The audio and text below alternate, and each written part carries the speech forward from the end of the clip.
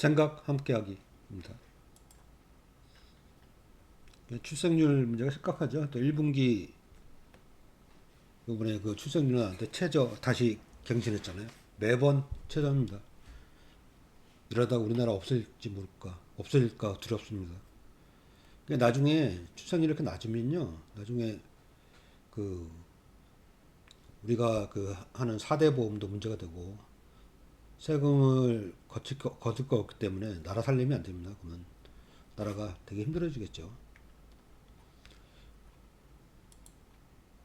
그 문화일보 보도입니다. 2050년에 생산 가능 인구가 3분의 1이 사라진답니다. 그래갖고 GDP도 28% 쪼그라들 것으로 예상이 된다고 합니다. 인구가 이제 국가 혁명의 열쇠죠. 만국병 수준의 인구 감소. 이제 보면 1960년대 인구 구조가 어떻습니까? 피라미드형이죠. 그러니까 나이 어린 사람들이 훨씬 많습니다. 나이가 많을수록 인구 숫자는 줄이죠. 이때는 평균 연령 23.1세였어요. 지금 2020년 항아리형인데 항아리형이죠. 그 중간 나이대들이 많습니다. 그 평균 연령은 42.7세. 1960년보다 엄청나게 늘어났죠. 거의 24살 정도 늘어났습니다. 근데 이제 그 저출생이 이때 심각했기 때문에 이렇게 많이 그 나이 어린 사람들이 적습니다. 근데 이제 2070년 이때는 가늘어지는 방망이형이랍니다. 이게 전반적으로 다 이제 인구가 적죠. 평균 연령이 57.5세 이렇답니다. 그래갖고 2022년 좀 전에 보셨듯이 항아리형 인구 구조였는데 2050년 가면 역피라미드형 변화가 된답니다. 그래서 생산 가능 인구가 1270만 명 감소를 하고 그래서 피부양자가 1%면 GDP가 0.17% 감소한답니다. 그러니까 일단 그래서 주택 일자리 등 사회 원인을 파악하고 중장기 마스터 플랜을 꾸리고 재원 마련 방안과 용처를 논의해야 된다는 게 전문가들 지적이죠. 그 이제 좀 조선일보 보다가 좀 엉뚱해서 과도한 가족주의가 비혼 늘리고 출산 줄인다. 그러니까 신조어로 판교 신혼부부가 있대요. 최근 신문 상속 특권 세습을 상징한답니다. 그래서 결혼은 중산층 이상의 문화다라고 이제 사람들이 생각한다는 거죠. 부모 뽑기 실패한 다수 청년은 인생 로또에서 박탈감 커진다. 거래로 변질되고 있는 효문화, 과도한 가족주의와 이별해야. 제 느낌은 효문화하고 가족주의라고 얘기를 했잖아요. 이거 언제적 얘기를 하고 있습니까? 서울대 명예교수를 하는데 나이가 많아서 이런 얘기를 하는지. 근데 이 그 저출생이나 비혼 결혼이 주는 게 빈부차와 차별 등 사회 시스템 탓입니다. 그러니까 절대로 효문화나 가족주의가 없앤다고 되는 게 아니에요. 그래서 이제 그 우리나라가 이제 국가 소멸 위험이 있다라고 세계적 인구학자인 옥스퍼드대 콜먼 교수가 그 우리나라의 출산율 해법에 대해서 얘기를 했습니다. 귀담아 들을 만합니다. 동아시아에서는 좀 더 남성 중심의 가족 문화가 있고 여성들은 일가 양육을 동시에 해야 하는 부담이 있습니다. 이런 문제를 해결하지 않는 이상은 출산율이 회복되는 것이 어렵다고 생각합니다. 이게 가장 중요한 문제죠. 여성들한테 너무 많은 부담이 지어져 있습니다. 저도 이제 그 뭐 여기에 대해서 할 말이 없습니다. 저도 그러지 않았기 때문에. 그러나 우리나라를 위해서 이렇게 우리가 남자들이 바뀝시다. 또 높은 출산율의 선진국을 보면 출산의 30% 이상이 비혼 출산이다. 비혼 출산을 포함한 다양한 가족 지원 정책이 필수라고 강조합니다. 그러니까 프랑스 예가 대표적이죠. 거기는 그냥 간단하게 신고만 하면 그 결혼을 하지 않았더라도 결혼한 커플처럼 모든 걸 다 그 인정을 받습니다. 우리도 이제 그런 것들에 대한 검토를 해야 되겠죠. 또 저출산 해결에는 기업들의 역할도 중요하다는 거예요. 뭡니까? 일단 노동시간을 줄이고 유연한 근무 환경을 하고 정시 퇴근 문화 조성에 나서야 한다고 덧붙였습니다. 세 가지 얘기에 대해서 저는 그 공감이 많이 됩니다. 그러니까 우리나라가 살기 좋은 나라고 그리고 젊은 층들이 희망이 있고 비전이 있다 그러면 당연히 결혼도 생각하고 아이를 낳는 것도 생각을 하겠죠. 근데 지금 젊은 층들이 너무 힘들어 하잖아요. 비전도 없고 희망도 없다라고 생각을 하고 있고 언제부터 우리나라가 이렇게 된지 모르겠습니다. 마음이 아프군요. 그러니까 경향신문에서 이제 그 인터뷰를 한 건데 이게 볼만해요. 남성 또한 가부장적 폭력의 피해자다. 그들에게도 페미니즘은 이롭다는 거죠. 가부장적 폭력이 가부장적이잖아요. 그러니까 남자가 뭔 다 해야 되는 거예요. 그 부담이 엄청난 거죠. 그렇기 때문에 페미니즘은 여성에만 이루는 게 아니고 모든 성들한테 유리하다는 얘기죠. 남성, 여성, 그다음에 모든 성에. 제가 이제 양성평등이라는 말 쓰지 말고 성평등이라는 말 쓰자고 했잖아요. 그래서 성평등을 하는 게 중요합니다. 그게 페미니즘이고. 보면 인종차별을 해결하기 위해서 백인이 이제 바뀌어야 하듯 젠더 폭력은 남성의 문제다. 그래서 전통적 남성성은 남성 스스로를 고립시킬 뿐이다. 평등은 남성에 반대되는 것이 아니라 모든 사람에게 좋은 것이다. 여성가족부를 폐지하려는 한국 대통령이 영감을 얻었으면 좋겠다라고 그 얘기를 합니다. 남성 해방 저자가. 경제 얘기입니다. 올해 경제 성장률이 전망이 1.6%도 흔들거립니다. 그러니까 이제 상반기에는 침체되고 하반기에는 반등한다는 상저하고를 기재부에서 얘기하는데 이게 정부에서 얘기하는 게 물 건너가나라고 중앙일보가 우려를 합니다. 무디스도 1.6에서 1.5%로 전망을 낮췄다. 반도체 수출 10% 줄면 GDP가 0.78% 준다. 반도체 수출 한 40% 줄었죠. 중국 리오프닝 효과 기대 못 미쳐. 탈중국 하니까 효과 없죠. 경기 마중물 재정 지평도 쉽지 않아. 지금 세금이 덜 거치고 있고 세금을 쓸 생각도 없고 추경 편성할 생각도 없죠. 이 정부는. 올해 경제학률 전망을 쭉 보면 기재부, 뭐 한국은행, KDI, 한국금융연구원 이렇게 우리나라에서도 다 이렇게 1% 초중반으로 보잖아요. IMF, OECD, ADB, 무디스, 심지어 S&P는 1.1%를 봅니다. 우리나라 경제 성장률을. 우리나라 연도부 경제 성장률을 보면 코로나가 있었던 그 시기만 0.7% 마이너스였죠. 나머지는 이렇게 3, 4%였습니다.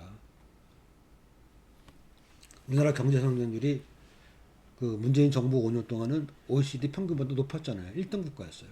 지금 어떻습니까? 꼴찌 국가입니다. OECD 평균에 못 미치는. 우리나라 경제가 이제 복합위기다. 짙어지는 상저, 하저.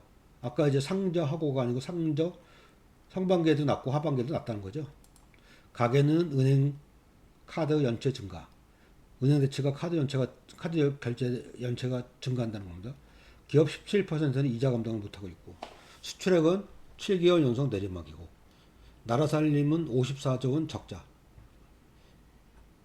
아주 어렵지 않은 데가 없죠. 경제 주체가 가계하고 기업하고 국가잖아요. 다 안 좋습니다. 근데 윤석열 정부는 이제 무능하기도 하지만 좀 관심이 없는 것처럼 보이죠. 뭘 이렇게 어떻게 하겠다는 얘기를 대통령 입에서 나오는 걸 본 적이 없어요. 경제 관련해서. 맨 뭐 노조 관련해서만 얘기하죠. 민노총 집회가 어떠니, 권폭이니. 그리고 이제 그 밖에 다니면서 이제 바이든한테, 그 기시다한테 그 으쌰으쌰 받아가지고 그런 것만 좋아라 지금 하고 있죠. 경제에 대해서 전혀 무관심합니다. 그러니까 팩트 체크를 좀 볼게요. 이번에는 좀 그 의미가 있는 팩트 체크들이 있습니다. 국민의힘 박대출 국민의힘 정책위 의장과 원희룡 국토교통부 장관이 그 전세 사기 근절 및 피해자 지원 관련 당정 협의에서 발언한 내용입니다. 문재인 정부의 임대차 3법이 전세 사기 원인이다. 이거 팩트 체크를 한 거예요. 요약하면 아까 얘기했던 박대출, 원희룡, 윤희숙 등 국민의힘 정치인들은 임대차 3법이 전세 사기 원인이라고 주장했다. 하지만 전세 사기는 이미 2017년에서 2019년부터 발생했기 때문에 2020년 7월부터 시행된 임대차 3법이 영향을 끼칠 수 없다. 그렇죠? 뭐 타임 슬립하는 것도 아니고. 부동산 전문가들은 전세자금 대출과 허그의 전세보증금 반환보증보험제도, 민간 임대사업자 혜택 강화 등을 전세 사기 원인으로 보고 있다. 이거 문재인 정부 때 한 거 아니죠? 따라서 임대차 3법이 전세 사기 원인이라는 주장은 전혀 사실이 아님으로 판정한다. 전혀 사실 아님. 문재인 정부 임대차 3법이 전세 사기 원인 아니에요. 업무방해죄로 노조를 처벌하는 나라는 우리나라와 일본뿐이다. MBC 라디오 신장식 이슈사이킥에서 김영훈 전국민주노총 전 위원장이 얘기를 한 거래요. 노조 간부를 업무방해죄로 처벌하는 나라는 한국과 일본뿐이다 라고 발언했다.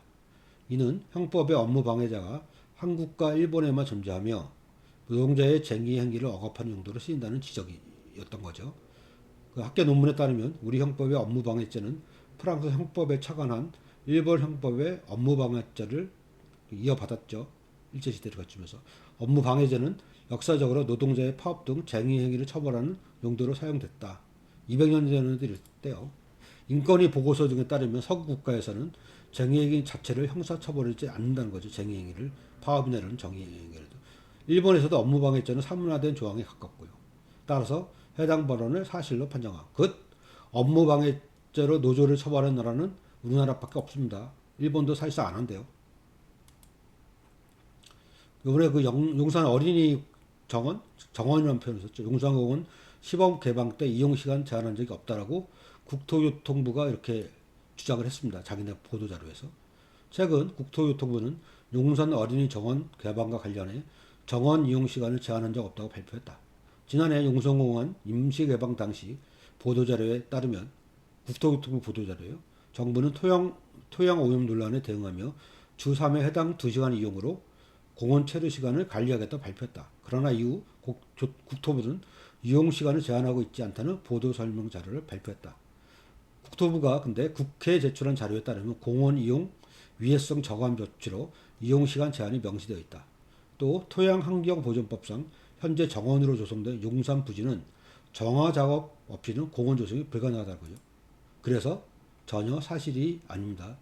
이용 시간 제한했었는데 제한한 적 없다고 왜 정부가 이런 거짓말을 하는지 모르겠어요. 윤석열 정부의 반송장악 시도는 아직 끝나지 않았습니다. 한상혁 방통위원장 면직 그 처분이 들어갔죠. 면적 조치라고 이제 반발하고 있고요. 방송문화진흥회라고 이제 MBC 최대주주죠. 방문진을 감사하는 감사원이 감사 대상도 아닌 MBC한테 자료를 내놓으라고 했대요. 그래서 이제 MBC는 입장을 발표했습니다. MBC를 겨냥한 위법적인 표적 감사에 법적 대응을 하겠다. 이렇게. 그러니까 방문진을 감사하는 감사원이 MBC한테 자료를 내놔라 했다는 거죠. 최근 감사원이 감사 대상이 아닌 MBC에 직접 공문을 보냈습니다. 제출을 요구한 자료에는 MBC 영업비밀에 해당하는 정형회계, 재무정보, 대회비인 자체 감사 자료도 포함되어 있습니다. 그러니까 감사원법에 정통한 전문가는 이른바 억가의 노무 감사라는 게 있다면서 MBC가 피감기관에 제출하지 않은 자료를 MBC에 직접 내놓으라 요구하는 것도 위법이라고 설명했다는 거죠. 그래서 MBC는 방송문화진흥에 대한 감사원의 감사는 법적 근거가 없는 위법한 감사로 방문진 감사로 포장하고 있지만 명백히 MBC를 겨냥한 표적 감사라는 입장을 밝혔고요. 감사를 빌미로 한 MBC에 대한 무제한적 자료 제출 압박은 언론사를 상대한 사상 초유의 겁박 행위로 정치적 목적의 첨부 감사라는 의혹이 있다고 본대요. 보고 있다고 합니다. MBC는 또 보수 성향의 정치 집단에 가까운 공정언론 국민연대가 요청하자 감사원이 법적 근거도 없이 감사에 나선 건 감사 사주 아니냐는 해석이 가능하다고 주장했고요. 감사원의 이런 행위가 헌법의 핵심 가치인 언론 자유와 방송의 독립성, 민간기업 영역의 자유에 대한 명백한 침해를 보고 방문진과 함께 감사원을 상대로 국민감사 결정 취소 행정소송을 제기하고 감사원의 무제한적 권력 남용에 대해서도 헌법소원을 제기할 예정이라고 합니다.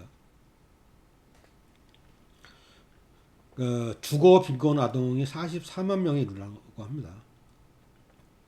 그러니까 최저 주거 기준이 이제 법에 이렇게 돼 있어요. 평수는 작지만 이거에 사실 못 미치게 거주를 하고 있다는 거죠. 주거 빈곤 아동이 그래서 43만 6천 명이고 전체 5%가 넘습니다. 엄청 많은 숫자죠. 그러니까 수도권에 집중해 있는데 서울에 13만 4천 명, 경기도에 10만 1천 명이 있답니다. 그러니까 열악한 거주 환경은 이제 아이들의 건강과 학업 성취도, 사회성 이런 데에 영향을 주죠. 아동 정책에는 주거가 없는 이상한 상황이 지금 벌어지고 있다. 아동 정책은 주거가 없어요. 주거 내용이. 이런 주거 빈곤이라는 게 굉장히 중요한 빈곤이 대물림되는 기제로 작용하고 있다고 얘기합니다.